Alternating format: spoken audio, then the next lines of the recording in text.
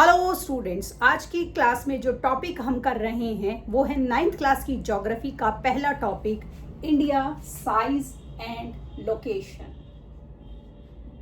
तो देखें, size and location में हमारा देश वर्ल्ड में कहाँ पर है और कौन सी तरह की स्ट्रेटेजिकल पोजीशन को हम वर्ल्ड से शेयर करते हैं।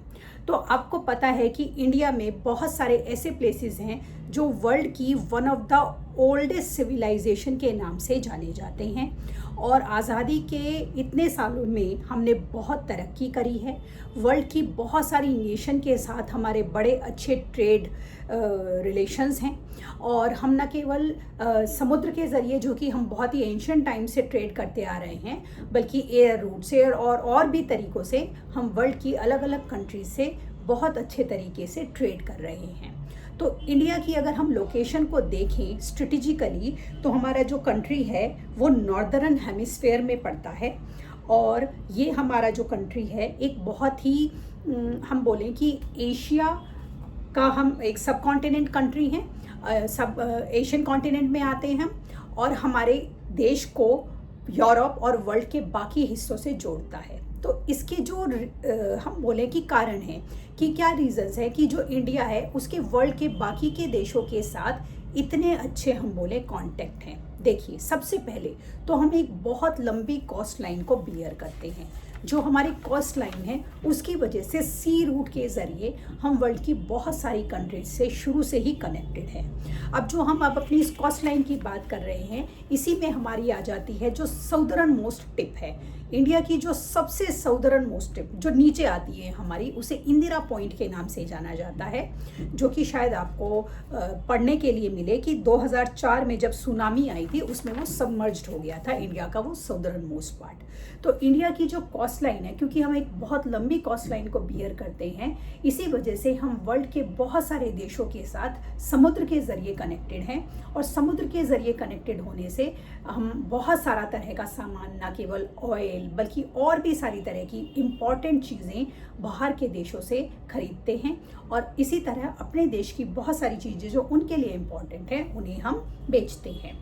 हमारा अगर हम एरिया वाइज बात करें, वर्ल्ड में इंडिया 7th लार्जेस्ट कंट्री है। वर्ल्ड की जो टॉप लार्जेस्ट कंट्री है इन टर्म्स ऑफ एरिया वो रशिया है, उसके बाद चाइना, रशिया के बाद कनाडा, फिर यूएसए, चाइना, ब्राज़ील, ऑस्ट्रेलिया और 7th नंबर पर हमारा इंडिया आता है। तो अब जब हम अपने इंडिया की बात करें स्ट्रेटेजिकली, जब आप देखते हो तो इंडिया का जब आप मैप देखते हो तो आप देखते हो ये हमारा ईस्टर्न टिप है इंडिया का और ये हमारा वेस्टर्न टिप है। ठीक है, अब ईस्ट से जब हम वेस्ट की तरफ आते हैं अपने देश में तो करीब हमें 2 घंटे का समय लग जाता है। आप कहेंगे कि मैम आप क्या बोल रहे हो, हमें समझ नहीं आ रहा। तो मैं आपको इसको एक आसान भाषा में समझाती हूँ। आप सब जब सोकर उठते हो नॉर्मली स्कूल जाने के लिए गर्मियों में, तो सनराइज़ हो चुका होता है।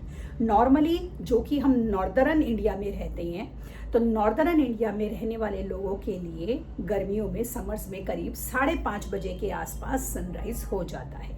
नॉर्दर्न इंडिया का करीब बीच का हिस्सा आता है करीब। ठीक, अगर हम ईस्टर्न साइड की बात करें, जो हमारी ईस्टर्न टिप है इंडिया की, जिसमें हमारे दार्जिलिंग, आसाम, ये सारी स्टेट्स आती हैं, यहाँ पर सनराइज़, क्योंकि सन ईस्ट में राइज होता है, नॉर्दर्न साइड से 1 घंटा पहले हो जाता है। मतलब अगर हमारे नॉर्दर्न हिस्से में सनराइज 5:30 बजे हो रहा है, एस्टिमेट हम बात कर रहे हैं, ये एक्यूरेट नहीं, तो ईस्टर्न साइड में करीब 4:30 बजे सुबह सनराइज हो जाएगा।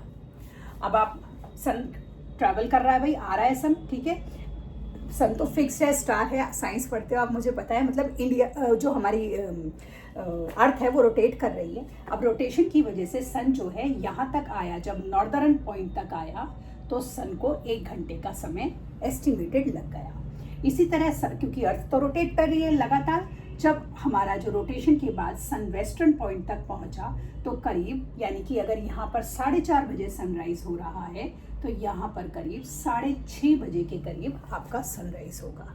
इसीलिए क्योंकि यहाँ पर सनराइज जल्दी हो गया तो सनसेट भी जल्दी हो जाएगा, और यहाँ पर क्योंकि सनराइज लेट हुआ तो सनसेट भी देर से होगा। तो ये एक एस्टिमेटेड हमारा टाइम है जो कि मैंने आपको समर्स के हिसाब से बताया, विंटर्स में सनराइज लेट होता है। ठीक, अब आप वर्ल्ड की बहुत सारी कंट्रीज़ में अगर पढ़ोगे या ट्रैवल करोगे तो देखते हो कि उनके इस तरह से ईस्टर्न और वेस्टर्न उसमें हिस्सों में जब वो ट्रैवल करते हैं तो बीच में ही वो अपनी घड़ियों को एडजस्ट करते हैं। क्यों करते हैं? क्योंकि जैसे कि अभी मैंने आपको बोला कि सन को ईस्ट साइड से वेस्ट साइड तक आने में करीब 2 घंटे का समय लग गया, तो 2 घंटे का लैप्स आ गया समय में। तो वो क्या करते हैं, जब इस तरीके से, जैसे हम अमेरिका की बात करें कि अगर वो कैलिफोर्निया से न्यूयॉर्क जा रहे हैं या न्यूयॉर्क से कैलिफोर्निया जा रहे हैं, जो कि उनकी ईस्ट और वेस्ट साइड है, तो वो इन द मीन टाइम जब वो रास्ते में होते हैं तो वो अपनी घड़ियों को एडजस्ट करते हैं ताकि जब वो दूसरे उस पर जाएँ, हिस्से पर जाएँ, तो उनको टाइम का जो लैप्स है वो फेस ना करना पड़े। लेकिन हमारे देश में ऐसा नहीं होता। अगर हमारे देश में कोई ईस्ट से वेस्टर्न साइड पे है, जैसे कि आसाम से कोई गुजरात आ रहा है, तो वो घड़ियों को कभी एडजस्ट नहीं करता। ऐसा क्यों होता है और वो लोग क्यों करते हैं? तो इसका रीज़न ये है कि हमारे देश का सेंट्रल पॉइंट जो है यूपी में एक जगह आती है जिसे हम बोलते हैं मिर्ज़ापुर, जो हमारे देश का ऑलमोस्ट सेंटर पॉइंट है मिर्ज़ापुर। तो हमारे देश का जो स्टैंडर्ड पॉइंट जिसे हम प्राइम मेरिडियन बोलते हैं उसके हिसाब से सेट किया गया है। अब ये जो मिर्ज़ापुर का हमारा एस्टिमेटेड सेंट्रल पॉइंट है, ये यहाँ से भी करीब हमारा 1 घंटे का है और यहाँ से भी करीब 1 घंटे का है। तो टोटल कितना हो गया? 2 घंटे, और ये हमारे 2 घंटे के समय को पूरा कर देता है। तो हमारे देश में जो क्लॉक सेट की जाती हैं, स्टैंडर्ड मेरिडियन, प्राइम मेरिडियन, वो हमारे देश में यूपी का जो सेंट्रली लोकेटेड प्लेस है मिर्ज़ापुर, जो कि एस्टिमेटेड किया है, उसके हिसाब से किया जाता है। इसीलिए हम जब ईस्ट से वेस्ट या वेस्ट से ईस्ट जाते हैं इंडिया में, तो हमें अपनी घड़ियों को एडजस्ट नहीं करना पड़ता।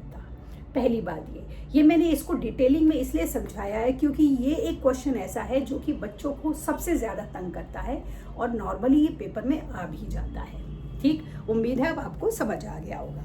अब हमने बात करी कि जैसे कि हम बात कर रहे हैं, इसी के साथ एक और इम्पॉर्टेंट बात आती है कि जब आप डिस्टेंस को मेजर करते हो तो आप किस में करते हो? अगर छोटी यूनिट है तो आपने कहा सेंटीमीटर, बड़ी है तो आपका हो गया मीटर। सेंटीमीटर जैसे आपका स्केल हो गया, मीटर हो गया जैसे कि अगर आपको कोई कपड़ा खरीदना है, कोई रिबन खरीदना है, मीटर हो गया।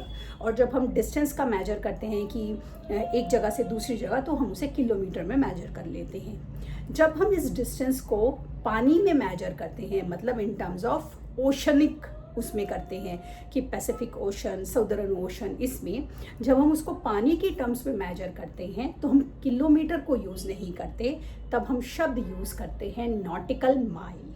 जो 1 माइल होता है वो करीब करीब एस्टिमेटेड 1.6 किलोमीटर होता है, एस्टिमेटेड बात कर रही हूँ।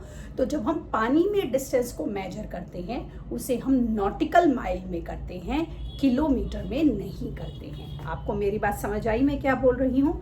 तो जब आप शब्द यूज़ करेंगे या शब्द पढ़ेंगे नॉटिकल माइल, तो अब आपको ये स्ट्राइक कर जाना चाहिए कि ये पानी से रिलेटेड डिस्टेंस की बात हो रही है, ये सड़क के या हमारे इस तरह के डिस्टेंस की बात नहीं हो रही।